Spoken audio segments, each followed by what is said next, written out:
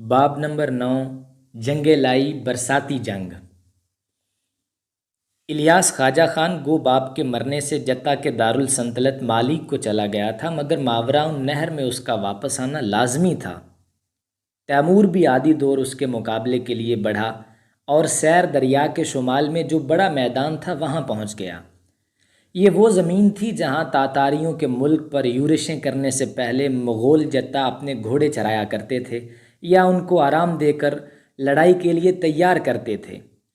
الیاس خواجہ بلاد شمال کی زبردست سے زبردست فوجوں سے ایک لشکر مرتب کر کے یہاں لایا تھا۔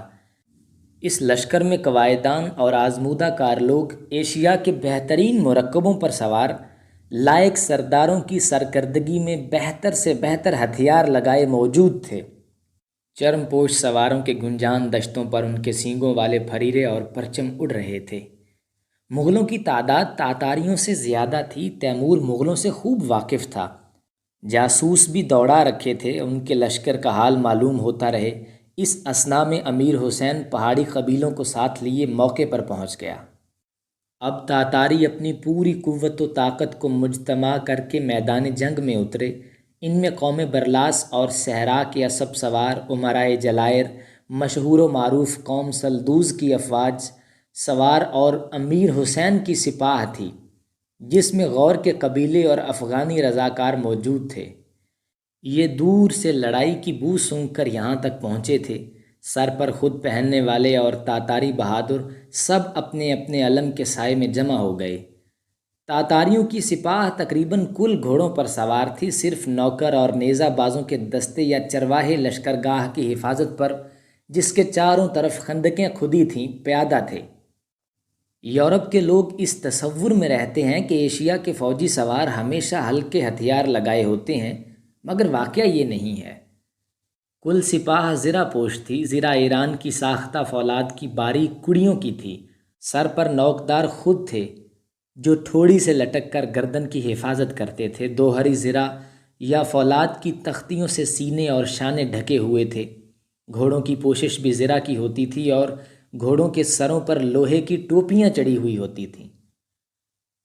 تاتاریوں کا عام ہتھیار تیر و کمان تھا۔ ہر ایک کے پاس ایک ایک یا دو دو کمانیں ہوتی تھیں۔ ان پر سینگ چڑھا کر یا لوہے کے تاروں سے انہیں جگہ جگہ باندھ کر مضبوط کیا گیا تھا۔ کمر میں شمشیر یا لمبی تلوار یا ایرانی دوہری باڑ کی سیف ہوتی تھی۔ برچھے طول میں 10 فٹ ہلکے بانس کے ہوتے تھے۔ ان کے پھل چھوٹے چھوٹے ہوتے تھے۔ کبھی کبھی چھوٹے برچھے رکھتے تھے جن کے سروں پر لوہے کے لٹو زنجیر میں بندھے ہوتے تھے۔ ان کی ضرب ایسی سخت ہوتی تھی کہ دشمن کی زرہ کے ٹکڑے اڑ جاتے تھے۔ اکثر سواروں کے پاس لوہے کے گز بھی رہتے تھے۔ فوج کا چھوٹے سے چھوٹا حصہ 100 سواروں کا ہوتا تھا۔ ان کے علاوہ فوج ہزارہ یا ارجمنٹ ایک مینک باشی یا کرنیل کے تحت میں ہوتی تھی۔ امرائے لشکر تمام صفوف پر تقسیم کر دیے جاتے تھے اور لڑائی کے وقت یہی لوگ فوجوں کی افسری اور رہبری کے ذمہ دار ہوتے تھے۔ تیمور اور امیر حسین کے قریب ان کے ذاتی ملازم، جنہیں تواچی کہتے تھے، بطور ایڈی کانگ کے حاضر رہتے تھے۔ تیمور نے اپنی فوج کی صف آرائی 3 حصوں میں کی تھی۔ ایک حصہ دست راست پر، دوسرا مرکز میں جسے قول کہتے ہیں، تیسرا دست چپ پر ہوتا تھا۔ ان میں بھی ہر حصے کی 2 تقسیمیں تھیں، ایک جو جنگ کے لیے بالکل آگے بطور ہراول کے رہتا اور دوسرا وہ جو اس کی کمک پر عقب میں ہوتا۔ ہراول دستہ راست کو خاص طور پر مضبوط کر کے امیر حسین کو اس کا افسر مقرر کیا تھا۔ ہراول دست چپ جو سب سے زیادہ خطرے میں تھا، اس کی سرداری تیمور نے خود اختیار کی تھی۔ امرائے برلاس میں سے امیر جاکو اور اس کے ہمراہی تیمور کے ساتھ تھے۔ اس طاقت آزمائی کے معرکے سے، جس میں فریقین کی قسمت کا قطعی فیصلہ ہونے والا تھا، تیمور بہت خوش تھا اور اسے کامیابی کی امید بھی تھی۔ تاتاری اپنی تعداد اور عمدہ صف آرائی دیکھ کر اطمینان حاصل کرتے تھے، مگر اب مینہ برسنا شروع ہوا۔ یہ میدانی زمین کے وسیع قطعوں میں فصل بہار کا موسلا دار مینہ تھا، جس نے زمین اور انسان کو سیلاب کے کوڑے مار مار کر، بادلوں کی گرج کو بجلیوں کے تعاقب میں لگا کر، اپنی ایک جنگ آسمان پر علیحدہ ہی برپا کر رکھی تھی۔ طوفان ازاں دیار برآمد تو گفتی ابر، اندم شنیدہ بود صدائے دعائے نوح۔ زمین پہلے نرم ہوئی، پھر دلدل اور کیچڑ کا ایک سمندر بن گئی۔ گھوڑے سردی سے ٹھٹر کر کمزور اور پیٹ تک کیچڑ میں لت پت ہو گئے۔ دریا آب بادان نے بھی اپنی طرف سے کچھ کمی نہ کی۔ طغیانیوں پر اگر تمام نالوں اور پست میدانوں کو پانی سے بھر دیا، سوار بھیگے کپڑے پہنے ہتھیاروں کو جہاں تک ممکن تھا بچائے ہوئے نقل و حرکت میں تھے۔ مورخ افسوس کے ساتھ لکھتا ہے کہ بارش جدہ مغلوں کا ایک افسون تھا۔ سنگ جدہ کے ذریعے سے ان کے ساحروں نے یہ طوفان برپا کیا تھا۔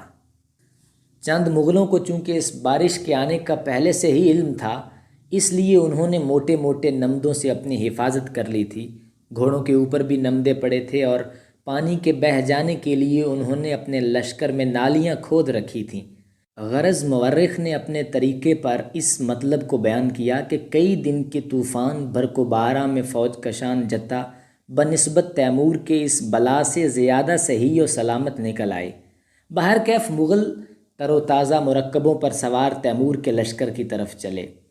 تیمور مقابلے کے لیے بڑھا۔ پہلے طرفین سے ایک ایک آدمی میدان میں آ کر تلوار سے لڑا، پھر تیمور کے دائیں ہراول نے دشمن کے بائیں ہراول پر یلغار کیا، مگر تاتاریوں کی صفیں ٹوٹ گئیں اور انہیں پسپا ہونا پڑا۔